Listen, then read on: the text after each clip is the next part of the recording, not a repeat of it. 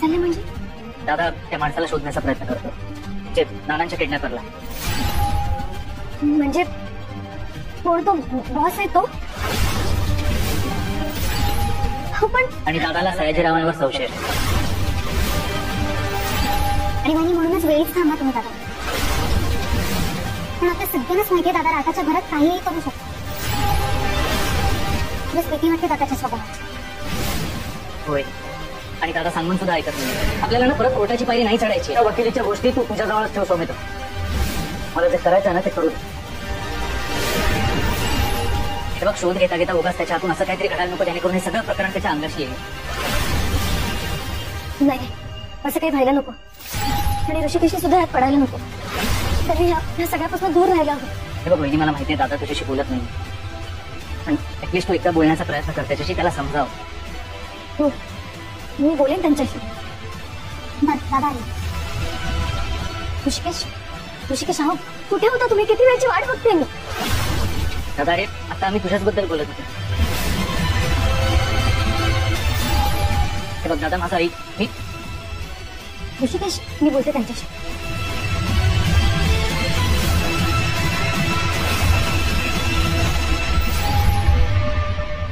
ऋषिकेश हा काय प्रकार आहे?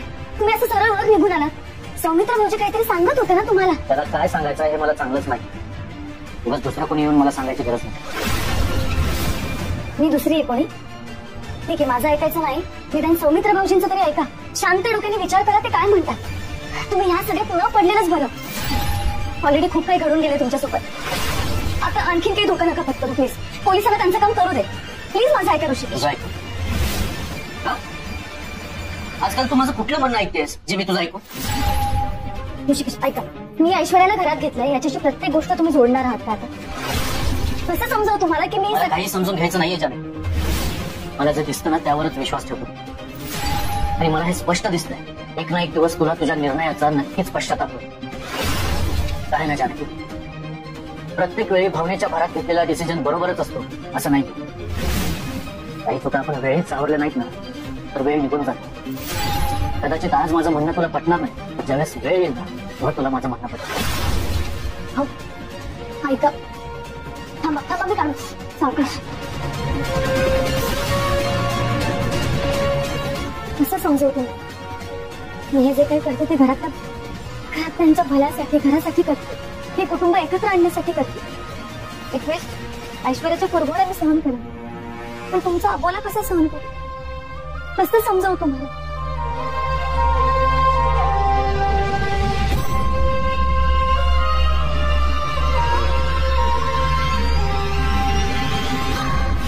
तेव्हा काय पळमळते मला जरा. अगं तुला आवडलं म्हणून तूच खाल्लंस ना एवढं आई. म्हणजे आता मोजून आपण खायचं तुमच्या घरात? अगं तसं नाही. आपण जे खाल्लंय त्याला नावं ठेवू नये. हे तूच शिकवलं ना लहानपणापासून. बरं लक्षात आहे तुझ्या लहानपणाचं. लहानपणी ऐकायचंच हो तू माझं. रांगत रांगत यायचा लालू लालू करून लाडू मागायचा.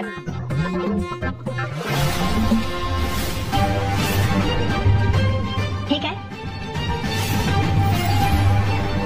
बरणी इथे होती. तिच्या हाताला शिस्त म्हणून नाही.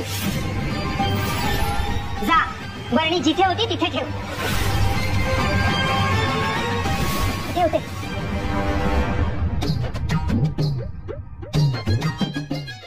तर मी कुठे होते? बडीशोपेच्या बरणीवर. तर तू रांगत रांगत यायचास मग दुडू दुडू यायचास. तुझ्या मागे धावून धावून मी चवळीची शेंग झाले. घरात कसं गोकुळून आणलायचं पण तुमच्या घरात तसं नाहीये ना आई. अगं म्हणजे बघ मी इथे आले ती अशीच आली पण एखादी गोड बातमी दिली असती तर माझ्या येण्याला काहीतरी अर्थ राहिला असता ना. ते म्हणजे असं अचानक आले असं वाटलं नसतं तुम्हाला नाही का? मलाही असं वाटतं की काहीतरी गोड बातमी यावी. घराला डोहाळे लागावे. काही हवं नकोशी धांदल उडावी. चोर रोटीपासून डोहाळे जेवणापर्यंतचा काळ असा भरकन निघून जावा आणि मग घरात पावडर आणि काजळाच्या डब्या याव्या. त्या धुळीचा सुगंध पसरावा. तुला नाही वाटत असं? हो वाटतं. तसे प्रयत्न चालू आहेत. असलेच पाहिजे म्हणून मी आपल्या गावातल्या देवधर गुरुजींना तुझी पत्रिका दाखवली. कशाला? कशाला म्हणजे? मला या घरात नातू हवाय, वंशाला दिवा हवाय, आणि त्यांनी मला सांगितलंय काही महिन्यातच तुमच्या या घरात बाळ येणार आहे म्हणून. तुमचे प्रयत्न सुरू आहेत, नाही असलेच पाहिजे, पण नातवाचं तोंड बघितल्याशिवाय मी या घरातून जाणार नाही.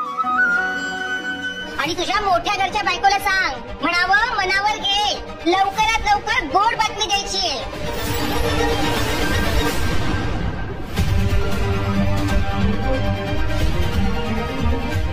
ऋषिकेशला म्हाताऱ्याच्या किडनॅपरला शोधायला निघाला होते. ते सगळं डॅडांना आधीच माहित असणार म्हणून त्यांनी मला पण सावध राहायला सांगितलं. पण ती तिडशी आणि जानकी समोर आली ना माझ्या, की मग मला नवत नाही. तिची या घरातून पाठवणूक कशी करायची त्याचा विचार करायला हवा. ऐश्वर्या, आजी प्लीज जा तुम्ही, माझं मूड नाही आता काही बोलायचं. आजी नाही, मी आहे सारंग. आज याने सिद्धच केले या डिफेक्टिव्ह केसेस. काही बोललात का तुम्ही? नाही, मी काहीच बोलले नाही. चिडवा चिडवा, तुम्ही चिडवा मला. खाली पण साहेब तेच करत होते, आणि तो सौमित्र दादा जरा जास्तच करत होता. एवढा राग आलाय ना मला त्याचा. मला सांगा, सौमित्र दादा माझा भाऊ आहे की नाही, आहे की नाही? ऐश्वर्या, जरा प्लीज शांत राहा ना. सारं आधीच घशात चिठी अडकल्यासारखं तुम्ही बोलताय. कशाला? त्यापेक्षा ना मोजकाने मुद्द्याचं बोला. मुद्दा करताय ना तुम्ही. ते सौमित्र दादाचं पण तेच चाललं होतं, म्हणून लई राग आलाय त्याचा. मी सख्खा भाऊ आहे ना त्याचा, आणि तो वकिली कायम ते मोठ्या भावाची करत असतो, दादाची करत असतो, त्याच्या पुढे मागे फिरत असतो. लई राग येतो मला. मी लहान आहे की नाही, म्हणजे माझी काळजी करायला पाहिजे त्याने, पण तो कुणाची काळजी करतो? त्याची, मोठ्या भावाची.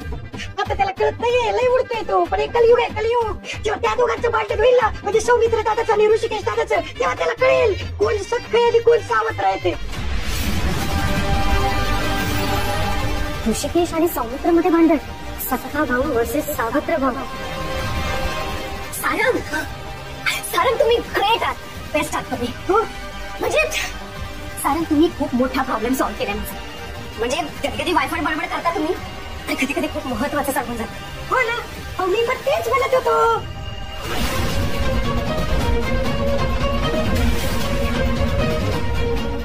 ऋषिकेश आणि सौमित्र हे कॉम्बिनेशन तर कधी ट्रायच केलं नव्हतं, पण आता करून बघा. ते म्हणतात ना, डिवाइड अँड रूल. पुढा वेगळं करा, मग राज्य करा. शंख फुकायला घे जानकी, रणदिवे घरचं रणांगण करणार. गोष्ट आहे का काय आहे? बिनधास्त लढतो. जानकी, आई काय का हा पसारा काढून ठेवलाय? आई आत्ताच सगळ्या पापडांना ऊन दाखवलं. ओवी शाळेतून यायच्या आधी सगळं भरून ठेवते, नाही तर कच्चे पापड खाते व पोटात दुखते. बरोबर. बरं आधी प्रसाद घे.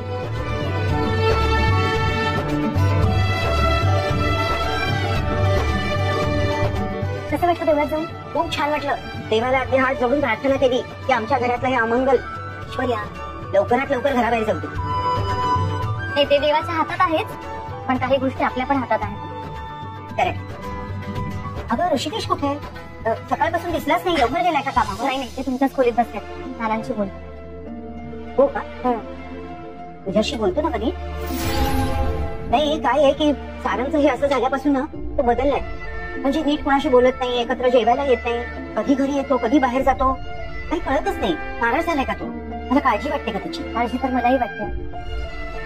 काय ना, ऐश्वर्याबद्दल त्यांच्या मनात फार चीड आहे, आणि हल्ली डोक्यात पण त्यांचं काही बरंच काही सुरू असतं. मला असं वाटतंय ना, त्यांना थोडा वेळ द्यायला. वेळ गेले की होतील शांत. बरोबर. तू म्हणतीये ना देव करू आणि तसंच हो. पण तू आता काय म्हणालीस गं? त्याच्या डोक्यात बरंच काही सुरू आहे. काय सुरू आहे? नानांना ज्यांनी कोणी किडनॅप केलं होतं ना, त्याचा ऋषिकेशाचा शोध घेत आहे.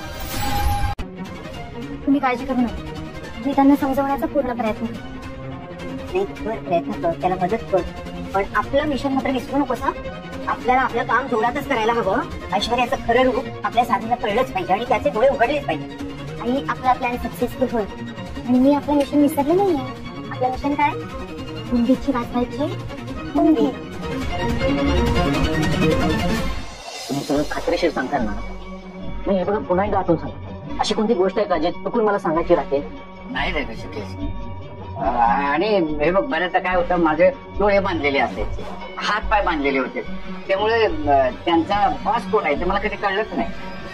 अजून एक, रोज तुमच्याशी जे बोलायचे, तुम्हाला जेवण आणून द्यायचे, नेमके दिसत कसे होते तुम्हाला काही आठवतं? तिथं कोणी बी तुला वाचवायला येणार नाही. मुकटाला ना तो ज्यूस पिऊन घे. सोडा रे मला. नाही मला कसं आठवत नाही, पण ते दोघे 30-35चे असतील. हा फार उंची नव्हती आणि थोडीशी दाढी वाढलेली होती त्यांची आणि मावाला तर काही बी बोलायची. आणि त्या दोघांनी माझ्यासमोर एकमेकांना कधी नावानं हातच मारले नाही, त्यामुळे मला नावच काय कळले नाही. मला इतकंच आठवतं त्या माणसाच्या बद्दल. पण आता हे एवढं सगळं परत आठवून काय उपयोग आहे आता? हेच तर संपलेलीच आहे ना. अरे पोलीस त्यांच्या पद्धतीने शोध घेतील ना. पोलीस त्यांचं काम करतीलच ना, पण माझ्या मनात एक शंका आहे, त्याचं उत्तर शोधतो. शंका? कसली शंका? खरं तर संशय आहे. तुमच्या बाबतीत जे काही घडलं ते सगळं सयाजीरावनेच घडून आणलं असा पक्का संशय आहे मला, अगदी 100%. माझा संशय सयाजीरावांवरच आहे आणि ते मी सिद्ध करून दाखवणार. ते बघू शकेल, जे काय करशील ना ते जपून कर बाबा. सयाजीराव पोचलेला आहे, तो सहजासहजी हाताला लागणार नाही. माहिती आहे मला, तरी सुद्धा मी माझ्या परीने शोध घेत राहणार नाही. मी तो बॉस कोण आहे ते शोधून राहणारच. आई शर्वरी वंशाला आवडतात ना, ते सगळं भरलंय मी. पुण्याचे पापड आहेत, नाचण्याचे पापड आहेत, तांदळाचे पापड आहेत, शिवाय सांडकी मिरची पण भरली आहे. जानकी वहिनींनी मालती काकूंसाठी स्पेशली साडी पण घेतली. अरे वा, हे सगळं बघून ना मालती ताई अगदी खुश होऊन जाते. तर आता मी यांना तेच सांगत होते, आज गुलाबराव आणि सगुणा नाही आहेत ना, तर घरातली कामं तिघींनी वाटून घ्या. करशील ना कामं? हो करेन नाही, त्यात काय एवढं. तुम्ही फक्त सांगा काय काय करायचंय ते मी करेन. नाही नाही तर स्वयंपाक करायचा आहे, घराची साफसफाई करायची आणि गवऱ्या थापायच्या आहेत. तू काय करशील? स्वयंपाक नको नको, तू पुकडे साफसफाई, गॉडच्या बंगल्याची साफसफाई करावी लागेल, कंबर मोडेल माझी. नको, तिसरं काय काम होतं ते? गोवऱ्या हे काय असतं? ठीक आहे, थापायचंच आहे ना, म्हणजे भाकरीसारखं काहीतरी असणार आहे. हा हे बेटर आहे. या घरात टिकायचं असेल तर काही दिवस चांगलपणाचं नाटक करावंच लागेल मला.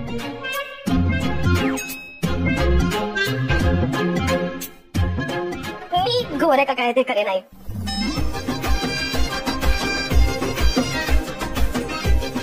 असं काय बघताय माझ्याकडे? आई मी गौऱ्या थापून ठेवेल. जमणार आहे का तुला? न जमायला काय झालं? जमेल की मला. जमेल जमेल. तिच्या चेहऱ्यावरचा कॉन्फिडन्स तर बघा. जमेल तिला आई. अवंतिका तू साफसफाई कर आणि मी स्वयंपाक करते, चालेल तुला? डन बहिणी, डन डन. आई तुम्ही निश्चिंत राहा. वा ठरलं. निघू का मी आता? हो हा कर. सांभाळून जा आई. मी तुम्हाला गाडीपर्यंत सोडते.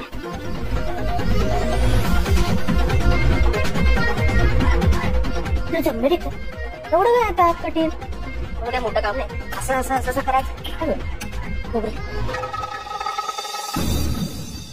काय करायचं मला? हा गोवऱ्या थापायच्या. कशा थापायच्या पण गोवऱ्या? मला कोणी सांगणार पण नाही. मी काम करते, मोबाईल मध्ये सर्च करते, ते कळेल मला. आणि त्यात सगळ्याच प्रश्नांची उत्तर अशी ऑनलाईन शोधायची नसतात. काही गोष्टी अनुभवायच्या असतात. पावसात कसं भिजायचं, बी कसं पेरायचं, म्हशीचं दूध कसं काढायचं आणि गोवऱ्या कशा थापायच्या, हे सगळं शिकायचंच नाही तर अनुभवायचं पण असतं. चला पहिल्यांदा सयाजी विखे पाटलाची लेख आणि नानासाहेब रणदिवेंची धाकटी सून गोवऱ्या थापायला शिकणार आणि अनुभवणार सुद्धा. येतात ना तुला थापता गोवऱ्या? भाकऱ्या येतात ना थापता? I knew it. मी तोच विचार करत होते की ते भाकरी थापल्यासारखंच असणार आहे.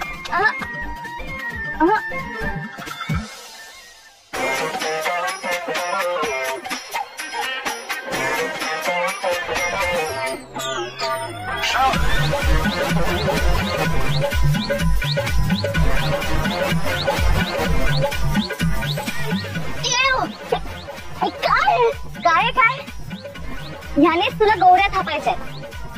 अगं शेण आहे हे, शेण. आतापर्यंत माती खाल्लीस ना, मग आता या घरासाठी शेण खा. चल चल, गोवऱ्या तर काय ते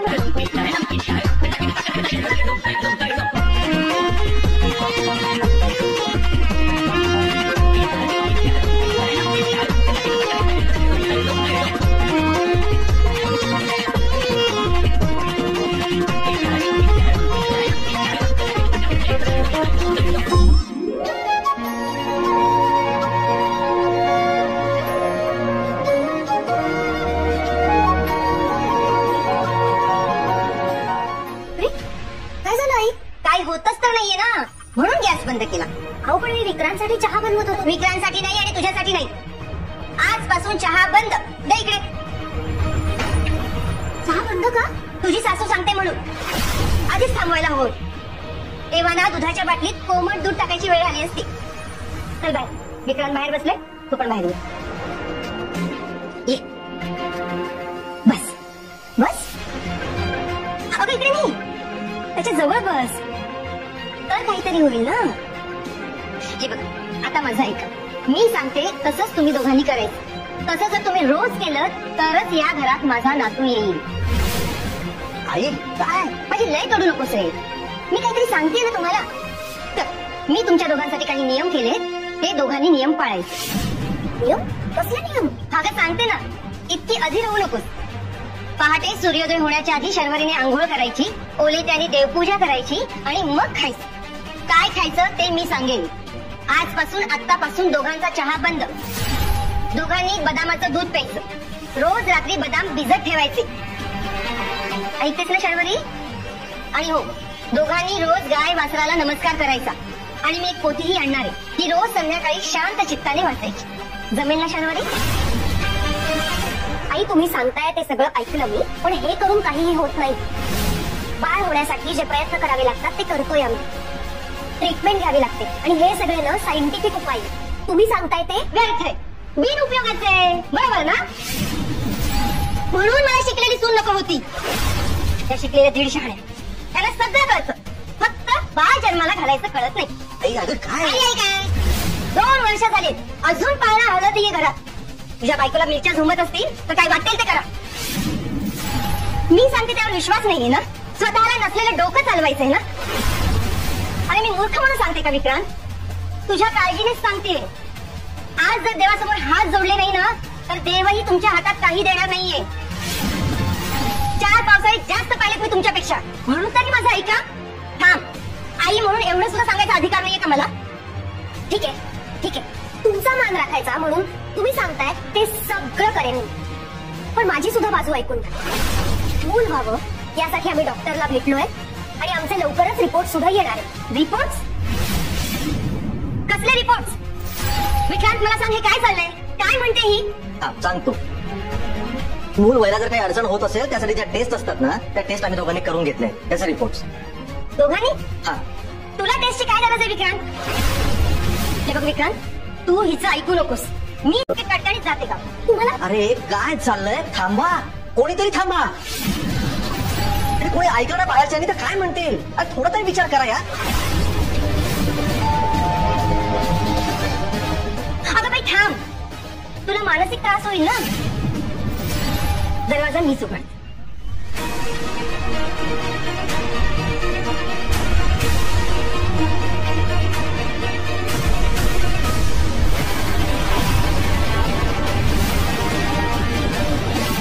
नमस्कार भारती. या.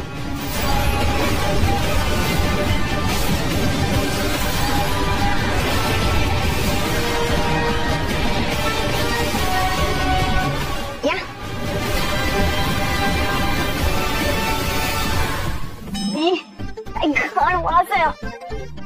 आयुष्यात कधी असं काम केलं नाहीये मी. आजकाल सोनाला जेवण बनवतात आणि हे काय गोळ्या बिवळ्या थापडं. डिस्कस्टिंग. आणि लोक ते उद्योगधंदे करत असतात ना ही लोक. तुला गुलाबने करायच्या लायकीची कामं मला दिली ध्यान लोकांनी करायला. घरात ना एक एक मूर्ख माणसं. वापर जात नाहीये, काय करू? काय आय सॉरी. मी वैतागले आता. मला समजतंय, मला मी करू शकते. म्हणजे कसं आहे, सगळ्या बायकांनी तिचा छळ मांडलेला आहे आणि हे माझ्या लक्षात येत आहे. त्या शेणाचा वास जातच नाहीये. हे बघ मी तुझ्याकरता काय आणलंय. अत्तर आहे हे, तू शिंपड. हे सुगंध वास. आय एम सो सॉरी आजी, आय एम सो सॉरी. मी तुमच्यावरती ओरडले. या अख्ख्या घरात ना खरंच तुम्ही खूप बेस्ट आहात आजी. असं द्या, छान छान द्या पटकन. वास येतो त्याला द्या. हे बघ, आता नुसता सुगंध येईल. मन कसं प्रसन्न होईल. कसं वाटतंय बघ? छान वाटतंय.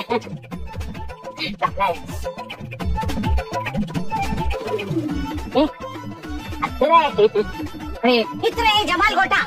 आपलं हे मित्र आहे जन्नत. जन्नत छान आहे ना? जन्नत जन्नत जन्नत की जहन्नुम. काय आहे? वास घ्या. गटावरचं पाणी आहे. शी, काहीतरी बोलू नको. अरे वास घ्या. वास. हा वास घ्या. काय परत बघू. काय अत्तर आहे? गोमूत्र आहे. गोमूत्र हे कोणी केलं? कोणी केलं काय? आता ते तुम्ही काय केलं ते बघा. दुसऱ्याला नावं ठेवताय. अख्ख्या जगाला तुम्ही ज्ञान शिकवत असताना मग तुम्हाला गोमूत्र आणि अत्तरमध्ये फरक नाही कळत आजी? माझा ऐश्वर्या, तुला लहान आणि मोठे यातला फरक नाही कळत का? अगं आजीने कायम तुला मदत केली आहे ना. कोणाशी नीट बोलायचं सोडच, निदान वयाचा तरी आदर कर.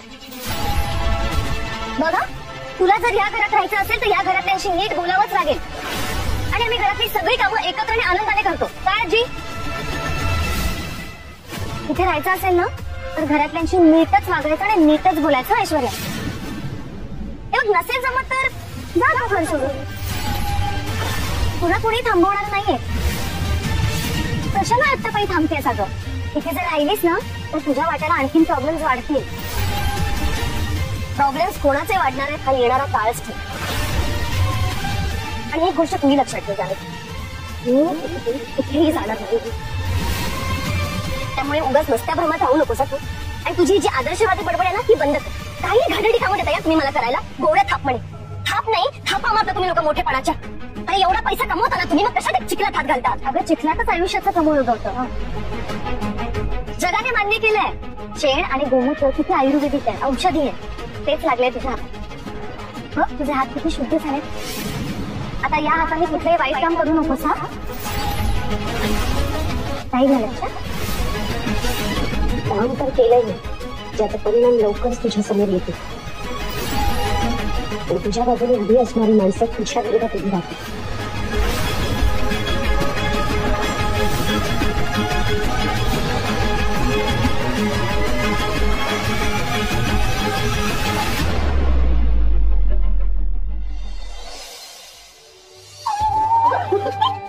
काय झालं? घाबरले मी. सॉरी, पण मी तुम्हाला सांगू का बेस्ट जाऊ बाई इन द वर्ल्ड. आपले खूपच मोठा किताब आहे, पण असं केलंय का मी? काय केलं काय विचारता बहिणी? काही सगळं जेव्हा बघून आले मी. म्हणजे तुम्ही खरंच काय कराल ना, तुमचा काहीच नेम नाही हो. तुम्ही खरंच ग्रेट आहात. तुम्ही तुमच्या लाडक्या जाऊ बाईचा म्हणजे आई सगळं शेणात सगळ्याला लावले. नाही मी काहीच केलं नाहीये. तिला काम करायचं होतं की नाही, तर ते काम कसं करायचं हे दाखवलं मी तिला. आणि शेवटी मी शेतकऱ्याची बायको, तर माझं काम आहे प्रोत्साहन देणं. तेच मी करायला लावलं तिला. भोजन नसीब नहीं हुआ तो शहर के दूसरे लोगों के साथ क्या होता होगा।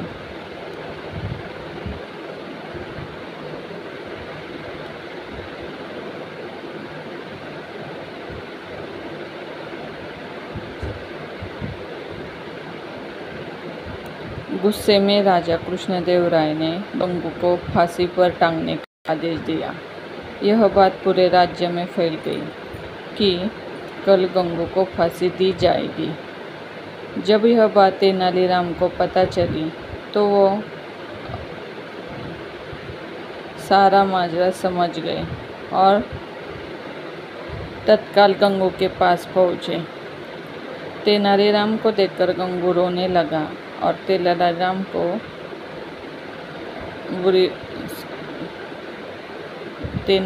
को पूरी बात बतलाई। तेनालीराम ने गंगू को सांत्वना देते हुए उससे कहा कि जैसा वो कहे गंगू को वैसा ही करना होगा।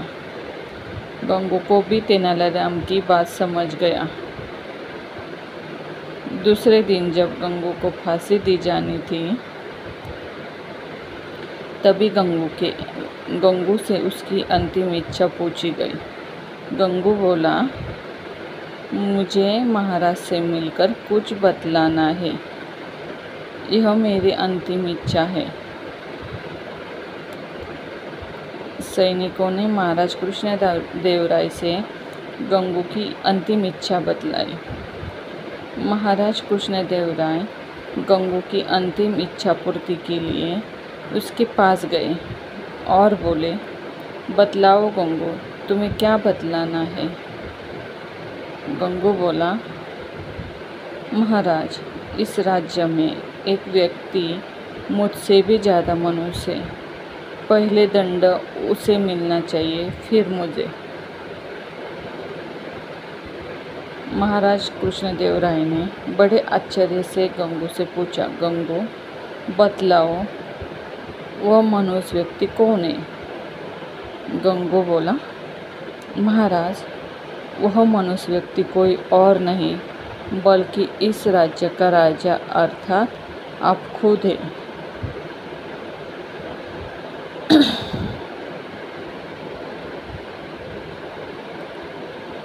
यह सुनकर महाराज कृष्णदेव राय अत्यधिक क्रोधित हुए और बोले, जानते हो गंगू, तुम क्या बोल रहे हो?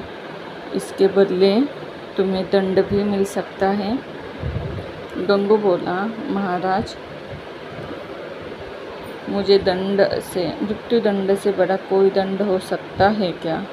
यह तो आप मुझे दे ही चुके हैं। कृपया आप मेरी विनती सुन लें। इसके बाद आप जो भी दंड करेंगे या देंगे वह मुझे आनंद से स्वीकार होगा।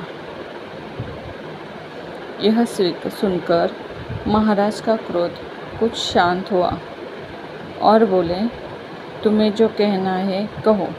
गंगू बोला, महाराज, कल सुबह जब आपने मेरा चेहरा देखा तब आपको दिन भर भोजन नहीं मिला।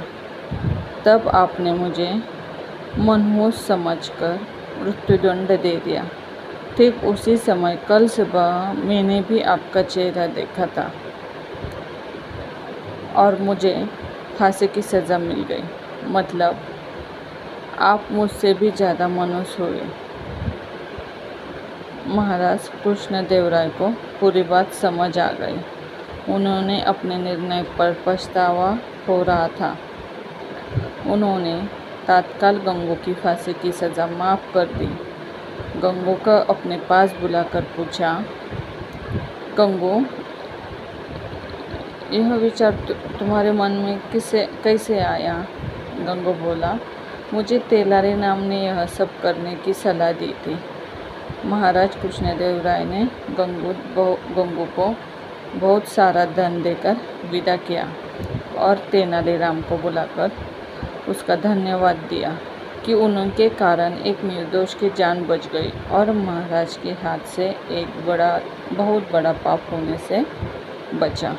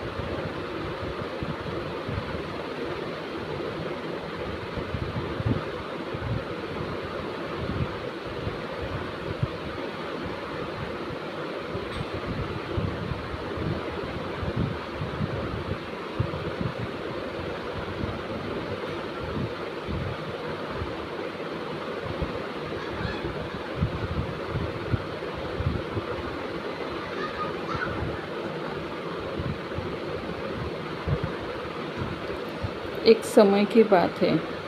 एक विशाल जंगल में एक चौड़ी नदी बहती थी। नदी के किनारे ऊंचा जामुन का पेड़ था, जिसकी शाखाओं पर काले बैंगनी रसीले जामुन लटकते थे। इस पेड़ पर एक समझदार बंदर रहता था, जिसका नाम था चिंटू। चिंटू न सिर्फ चतुर था, बल्कि उसकी आंखों में एक खास चमक थी, जो उसके बुद्धिमानी को दर्शाती थी। वह हर दिन जामुन खाता था, नदी के किनारे बैठकर मछलियों को देखता और अपने दिन का आनंद लेता था। लेकिन उस नदी में एक मगरमच्छ रहता था, जिसका नाम था भोलू। भोलू दिखने में भोला भाला था, लेकिन उसका मन लालच और चालबाजी से भरा था। चिंटू और भोलू की दोस्ती का आरंभ। एक दिन भोलू ने चिंटू को पेड़ की सबसे ऊंची डाल पर बैठे हुए देखा। चिंटू एक जामुन तोड़कर बड़े मज़े से खा रहा था। भोलू की आंखों में लालच की चमक आ गई। उसने सोचा, अगर मैं इस बंदर से दोस्ती कर लूं तो रोज़ मुझे जामुन मिलेंगे। उसने चिंटू को आवाज़ लगाई, ए बंदर भाई, तुम्हारा नाम क्या है? मैं तुम्हारा दोस्त बनना चाहता हूँ।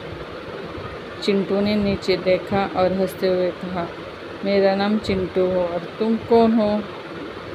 नदी के राजा। भोलू ने मुस्कुराते हुए जवाब दिया, मैं भोलू हूँ, इस नदी का मगरमच्छ। चलो दोस्ती करते हैं। तुम मुझे जामुन दो और मैं तुम्हें नदी के उस पार की सैर कराऊंगा। चिंटू को भोलू की बातों में कुछ शक हुआ। उसने सोचा, यह पंचतंत्र की कहानी जैसा लग रहा है, जहाँ चालाकी और धोखा छिपा होता है। फिर भी उसने भोलू को परखने के लिए एक जामुन नीचे फेंक दिया। भोलू ने उसे खाया और ज़ोर से तारीफ की, वह ऐसा स्वादिष्ट जामुन मैंने कभी नहीं खाया। तुम सच में मेरे दोस्त बनने के लायक हो। इस तरह उनकी दोस्ती शुरू हुई। हर दिन चिंटू भोलू को जामुन देता और भोलू उसे अपने पीठ पर बिठाकर नदी के उस पार ले जाता। वहाँ चिंटू को नए नए फल, रंग बिरंगे पक्षी और जंगल की खूबसूरती देखने को मिलती।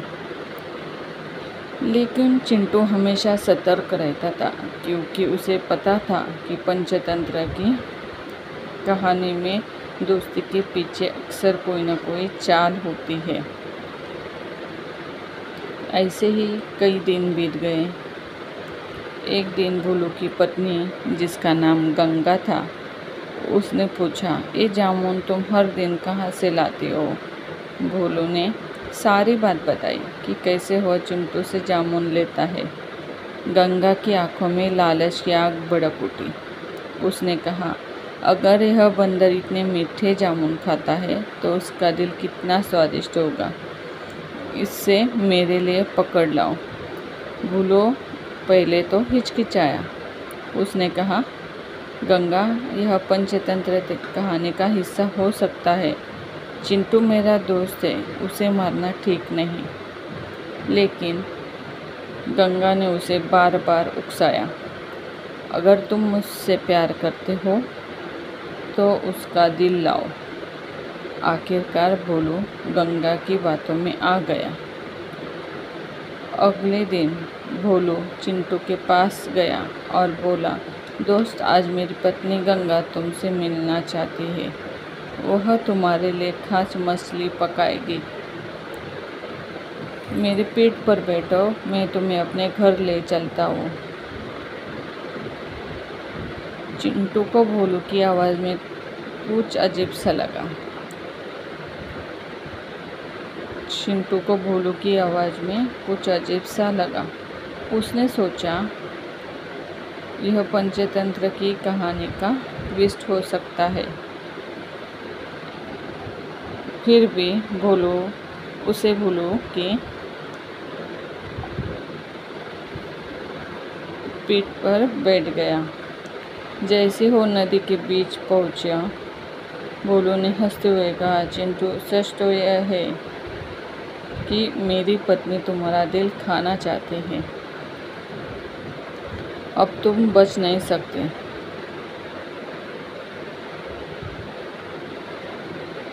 यह सुनकर चिंटू के होश उड़ गए। नदी का पानी ठंडा था और भोलू के दांत उसकी पीठ के पास चमक रहे थे। लेकिन चिंटू ने हिम्मत नहीं हारी। उसने दिमाग लगाया और हंसते हुए कहा, अरे भोलू, तुमने पहले क्यों नहीं बताया? मेरा दिल तो पेट पर ही छूट गया है।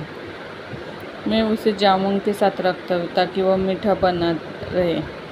चलो आप पल चलते हैं, मैं उसे ले आता हूँ। भोलू को चिंटू की बात सच लगी। उसने सोचा कि यह पंचतंत्र की कहानी में सचमुच एक नया मोड़ है। वह तुरंत किनारे की ओर मुड़ा। जैसे ही वे किनारे पर पहुँचे, चिंटू तेजी से पेड़ पर चढ़ गया और ऊपर से चिल्लाया, भोलू, तुम्हें क्या लगा मैं अपना दिल पेड़ पर छोड़ दूंगा? तुम्हारी चाल समझ में आ गई थी, अब कभी मेरे पास मत आना। चिंटू की चतुराई ने उसे संकट से बाहर निकाला। भोलू को अपनी मूर्खता पर गुस्सा आया और वह जोर जोर से दहाड़ा, लेकिन चिंटू पेड़ की ऊंची डाल पर सुरक्षित था। चिंटू ने ऊपर से कुछ जामुन फेंके और कहा, ये लो, आखिरी बार जामुन खा लो हो। लालच भोलू सबक है कि लालच हमेशा हारता है। भोलू चुपचाप जामुन खाकर नदी में वापस चला गया। कई दिन बीत गए। भोलू को अपनी हार बर्दाश्त नहीं हुई। उसने सोचा, कहानी अभी ख़त्म नहीं हुई, मैं चिंटू को फिर से फंसाऊंगा। एक दिन वह फिर से चिंटू के पास गया। इस बार उसने उदास चेहरा बनाया और कहा, चिंटू, मुझे अपनी गलती का एहसास है। मैं सच में तुम्हारा दोस्त बनना चाहता हूँ। गंगा भी तुमसे माफ़ी मांगना चाहती है। मेरे साथ चलो, इस बार कोई चाल नहीं। चिंटू ने भोलू की बात सुनी, लेकिन उसका भरोसा अब पूरी तरह टूट चुका था। उसने कहा, कहानी हमें सिखाती है कि धोखे की दोस्ती कभी सच नहीं होती। तुमने एक बार मुझे धोखा देने की कोशिश की, अब दूसरी बार मौका नहीं दूंगा।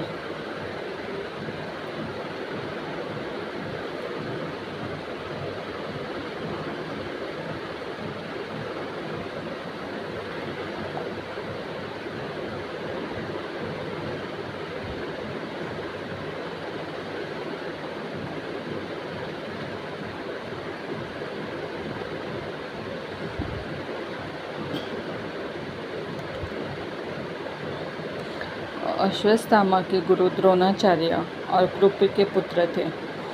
उनका जन्म एक ब्राह्मण परिवार में हुआ, लेकिन उनकी पहचान एक शक्तिशाली योद्धा के रूप में बनी। महाभारत के कुरुक्षेत्र युद्ध में उन्होंने कौरवों की ओर से लड़ते हुए अपनी वीरता दिखाई, लेकिन जब पांडवों ने छल से उनके पिता द्रोण की हत्या की तो अश्वत्थामा के मन में बदले की आग भड़क गई। युद्ध के अंतिम दिनों में उन्होंने रात के अंधेरों में पांडवों के शिविर पर हमला किया और द्रौपदी के 5 पुत्रों उप पांडवों की हत्या कर दी। इस क्रूर कृत्य से भगवान कृष्ण क्रोधित हो गए। उन्होंने अश्वत्थामा को शाप दिया कि वह अमर तो रहेगा, लेकिन उसे अनंत काल तक असह्य पीड़ा सहनी पड़ेगी। श्री कृष्ण ने उसे माथे की मणि छीन ली, जिसके कारण उसका घाव कभी नहीं भरता। कहते हैं अश्वत्थामा आज भी जंगलों और सुनसान स्थानों में भटकते हैं। 7 चिरंजीवियों में उनकी कहानी साहस और नैतिक पतन के बीच की एक महेंद्रता को दर्शाती है। राजा बलि असुरों के महान राजा थे, जो अपनी उदारता और धर्मनिष्ठा के लिए प्रसिद्ध थे।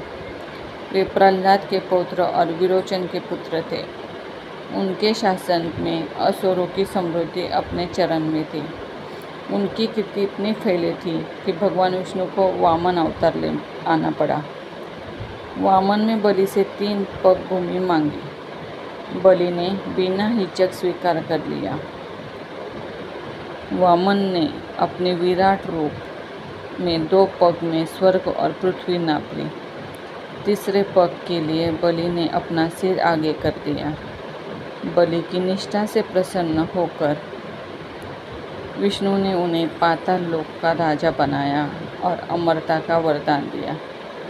केरल में ओणम पर्व के जरिए उनकी याद आज भी जीवित है, जब वह हर साल अपनी प्रजा से मिलने आए थे।